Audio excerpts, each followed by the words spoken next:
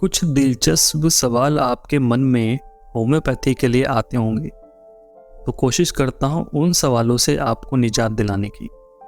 सबसे पहला सवाल लोगों में यही होता है, क्या होम्योपैथी फेक साइंस है या स्यूडो साइंस है?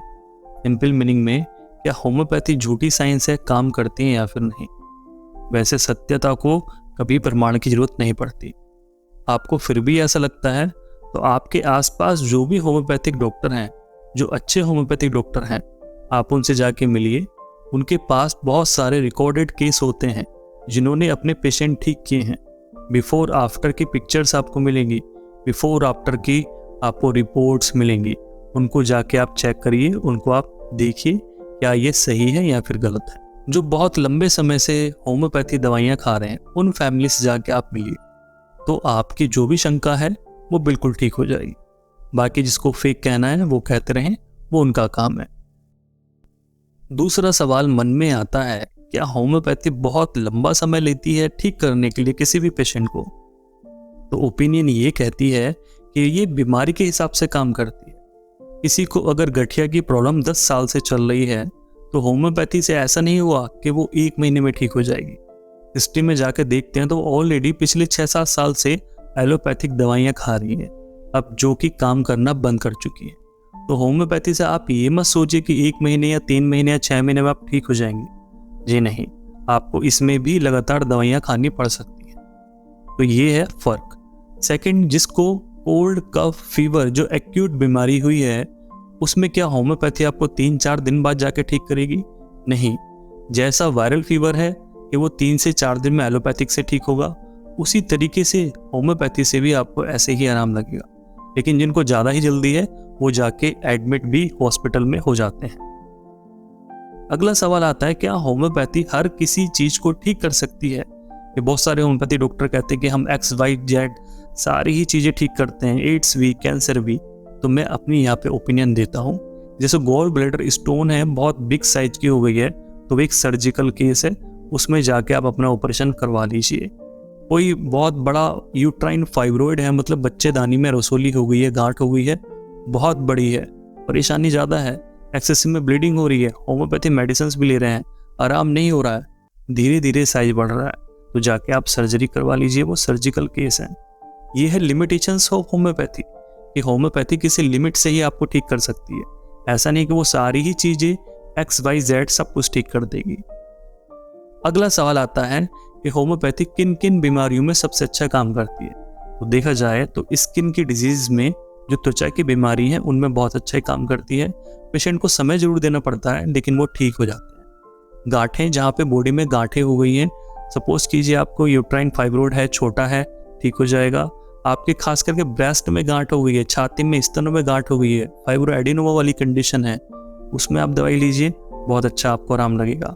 फीमेल्स डिजीज में जितने भी फीमेल की डिजीज हैं, ल्यूकोरिया है, एबनॉर्मल मेंसेस साइकिल है, या फिर इनफर्टिलिटी है, बहुत अच्छा ही काम करती है। और इवन चिल्ड्रंस डिजीज में भी ये दवाइयाँ बहुत अच्छा काम करती हैं। इस बीमारी में कम काम करती है। देखिए दोस्तों, यहाँ पे मैं केवल अपना लगभग 10-11 साल का अनुभव शेयर कर रहा हूँ।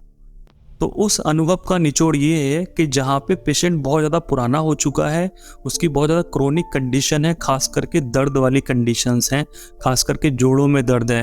सपोज कीजिए कोई पेशेंट रोमेटॉइड अर्थराइटिस का है और वो बहुत लंबे समय से स्टेरॉइड पे है, या फिर और कोई जो हैवी दवाइयाँ हैं उन पे है, और वो उनको छोड़ता है, तो आप ये मानिए कि होम्योपैथी बहुत कम काम इसमें करती है। ये मेरा अपना खुद का अनुभव है कि होम्योपैथी काम करती है, लेकिन थोड़ा वो 10-20% पेशेंट को उससे आराम मिल जाता है। यहाँ पे बात केवल क्रोनिक केस की हो रही है, जो 10-10 साल पुराने केसेस हैं उसमें ऐसा होता है।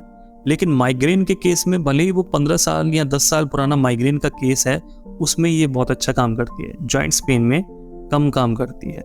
जो सेक्स की दवाइयाँ हैं होम्योपैथी में, कहने को तो बहुत अच्छी दवाइयाँ हैं, तो सेक्स की दवाइयाँ भी जैसे आयुर्वेदिक दवाइयाँ काम करती हैं, उसी तरीके से 30 से 40% तक आप मान सकते हैं कि कुछ अच्छा ये काम करती हैं। अगला सवाल आता है कि होम्योपैथी में साइड इफ़ेक्ट्स होते हैं? तो यस, होम्योपैथी में कुछ हद तक साइड इफ़ेक्ट्स हो जाते हैं अगर आपको गलत डोज दी जाए, रिपीटेशंस बार बार हो, या फिर आपको कोई गलत दवाई लग जाए, तो उसकी वजह से आपको साइड इफ़ेक्ट्स हो सकते हैं। लेकिन वो साइड इफ़ेक्ट आपको जानलेवा नहीं होंगे, उससे आपकी जान नहीं जाएगी। साइड इफ़ेक्ट मतलब आपको पेट दर्द हो सकता है, लूज मोशन हो सकते हैं, थोड़ी बीमारी बढ़ सकती है, इवन यही हो सकते हैं। अगला आता है, क्या इसमें इतने स्ट्रिक्ट परहेज हैं कि आपको सब कुछ बंद करना होगा? जी नहीं, वो पहले का ज़माना था जब बहुत ज़्यादा परहेज होता था। अब आप सिंपली अगर आप कुछ खाते पीते हैं तो आधे घंटे पहले और आधे घंटे बाद आप कुछ मत खाइए पिए, और जो भी आपने कुछ खाया पिया अच्छे से आप ब्रश कर लीजिए, उसके बाद में आप दवाई का सेवन कीजिए। इसमें कोई ऐसे स्पेसिफिक परहेज नहीं है। फिर भी आप जो स्ट्रॉन्ग चीज़ें हैं, कच्चा प्याज है, कच्चा लहसुन है, स्मोकिंग है, टबैको है, इनको आप बंद रखिए। इनसे ज़्यादा परेशानी आपको बढ़ सकती है। विदाउट एनी मेडिसिन भी आप इनको छोड़ कर आप रखिए। अगला सवाल आता है, क्या हम इन दवाइयों को आपस में मिक्स करके ले सकते हैं?